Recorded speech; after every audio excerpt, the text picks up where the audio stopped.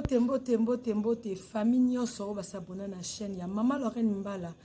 Tikanzamba Lola a continuer ko bombela nga bino ndenge zo bomba bino wana, a continuer ko batela bino ndenge zo batela bino wana. Yawe loboko na yo ezali kolo ya famille na nga o bande ko nyonso ba s'abonner na chaîne oyo. Loboko na yo e bomba bango, bolam na yo ezali kolo na bango. Famille na nga propre pe famille o pe singa na katina chaîne oyo. Bolam non eza partage na bango. Mutu te abimi na nzela mwasi a compliqué bango vie. Mutu olinga compliqué yo tika nzambe na sambelaka a compliqué pe vie na ye na kombo na Yesu Masia. Amen. Merci bandeko na ngai kande nazoloba nazaka na ba analyse oyo po esunga biso to se retrouver to zope par moko bo esunga biso. Ndeko mo sozo tala ngai za mobile moko zo ya kolinga yo.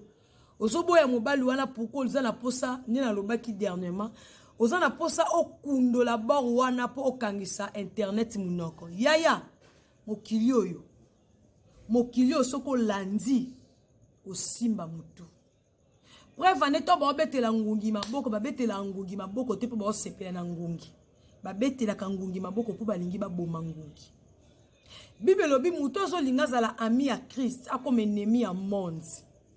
Siko yo déjà likambo nyonso intérêt nzambe za na kati te nzamba salaka na ete. Peut-être même susu mutu moko boepe olingo sepelisaka motema na yo na kata motema ne bolingo ezate.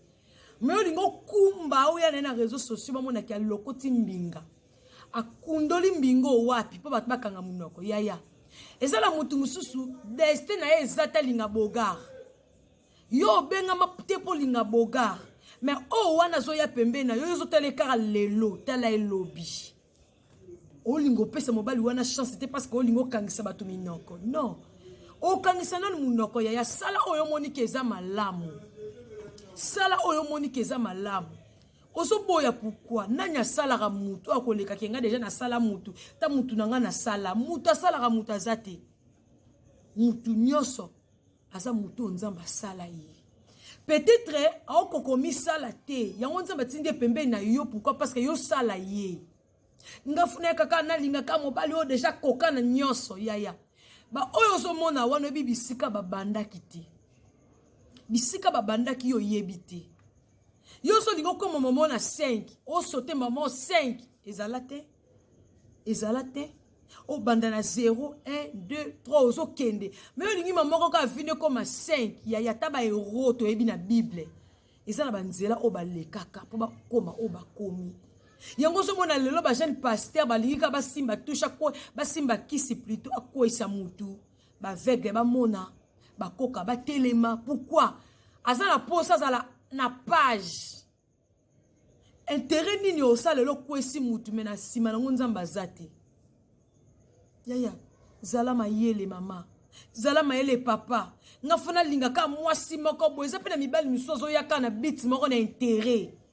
Na linga mwasi wana po akwe polenga na vie. Tala intérêt zala kana makambu nyonso. Parce que biso to sambela soki li feloza ki te nga to sambela te ya muta kosote. So li feloza la ki te nga to kufa bo to kufa pena pauvre jamais.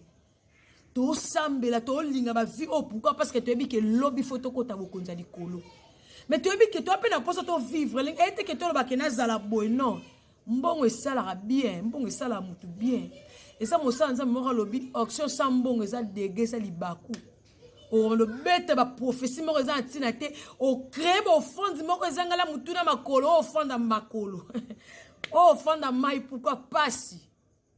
Et le lope ba tuba otina ba sala nzambe na bongo eza bandimi mundi mazala posa pasteur mo boye na sambela na église a pasteur songoloti mais oyebi te keza ba sala nzambe o bazo sala nzambe ya solo na lukutu ba leka ba yeba ni pété mais tolingi ka ba sala nzambe o déjà baza renommé o déjà baza déjà na impact mais bisika pa kenda ki oyebi te donc vifo kenda nango malembe ya toyeba na kosangisa makambezo simba te pourquoi osa makam na loyenge oki ko lokota mutu moko boye oye ko meme ko late na maboko ebi bisika bimelité ebi bisika utilité pourquoi naza posa bataba niveau oui entourage osala ngo fo mona moi en tête appel entourage moko makambezo avancer Na kosa na entourage moko te bato ba raisonnera te bato basala so pe neni te na lobi wana te mais yeba bisiko wuti pe bisiko zo kende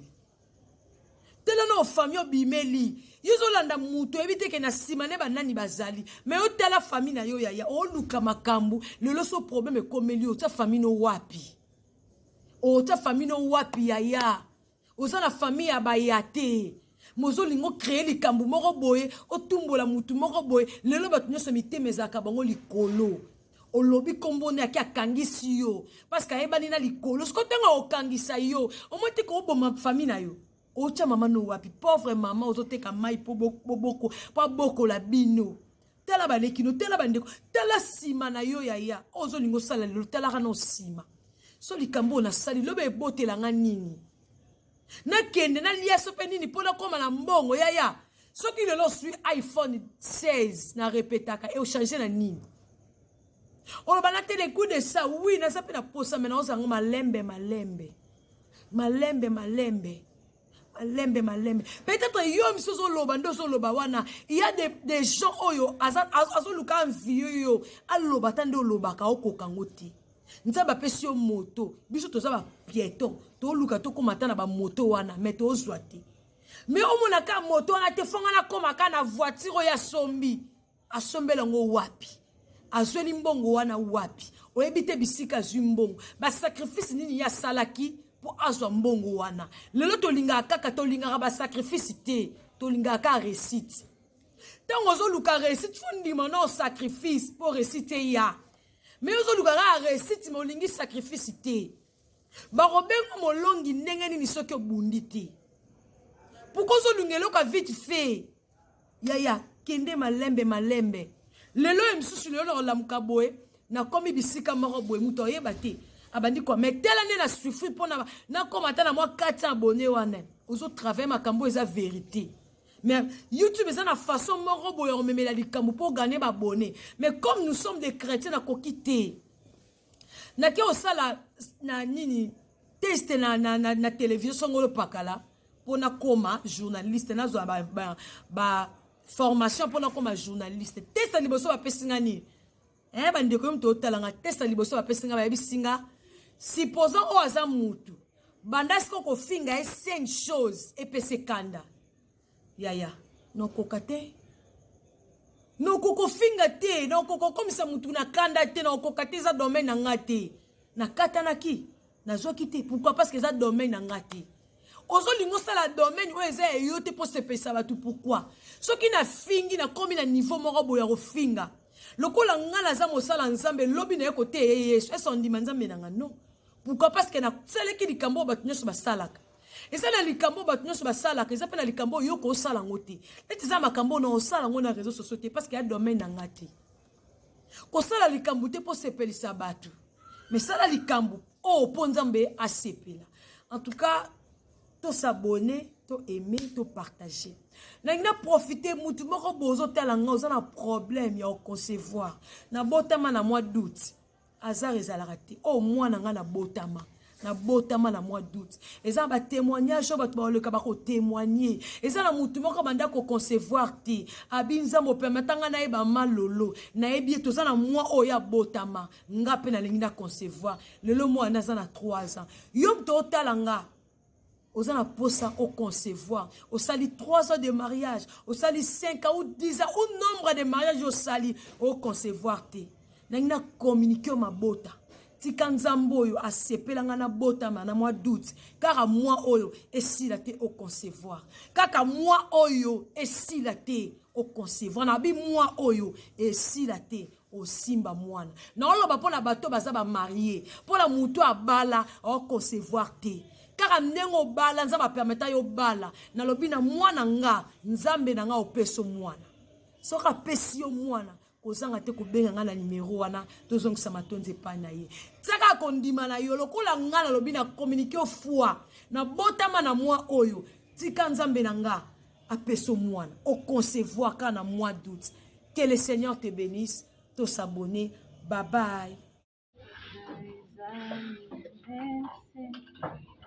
Joyeux anniversaire, Joyeux anniversaire, maman, la femme sage. Joyeux anniversaire. Bon anniversaire à toi, maman. C'est une bénédiction pour nous. Et en ce jour, nous prions à Dieu. Il n'y a pas encore davantage. J'appelle sur ma casse. Nous continuons pour ça, les lives. Nous continuons pour ça. Année heureuse à la sous-soirée à bénédiction. Donc, profitez de la grâce dans les femmes. Bon anniversaire. Joyeux anniversaire, joyeux anniversaire, joyeux anniversaire Lorraine, joyeux anniversaire. Que Dieu te fasse du bien, plein de bonnes choses à toi, que cette journée soit une journée bénie de Dieu. En tout cas, vis la faveur de Dieu. Bisous. Joyeux anniversaire, joyeux anniversaire. Joyeux anniversaire Lorraine, joyeux anniversaire. Que Dieu te fasse du bien, plein de bonnes choses à toi, que cette journée soit une journée bénie de Dieu. En tout cas, vis la faveur de Dieu. Bisous. Joyeux anniversaire, joyeux anniversaire, joyeux anniversaire, Maman Lorraine, joyeux anniversaire. Joyeux anniversaire, Maman Lorraine. On t'aime beaucoup, que Dieu t'accorde la longévité, sa grâce, et que te bénisse et qu'il t'accorde tout le vœu de ton cœur. Voilà. Mbotame la munayo, maman Abisso, maman Simba Mtima, papa Nanga. Voilà. Joyeux anniversaire, joyeux anniversaire, joyeux anniversaire Malolo. Joyeux anniversaire, Motama et l'amour, Motama et l'amour, Motama et l'amour Malolo.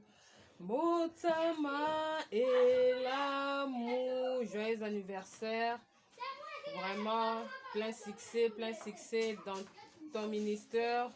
Que le bon Dieu te garde et le bon Dieu continue de t'utiliser puissamment et sois vraiment encore béni. Joyeux anniversaire.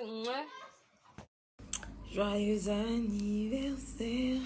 Joyeux anniversaire. Joyeux anniversaire Lorraine, joyeux anniversaire. Que Dieu te fasse du bien, plein de bonnes choses à toi, que cette journée soit une journée bénie de Dieu. En tout cas, vis la faveur de Dieu. Bisous.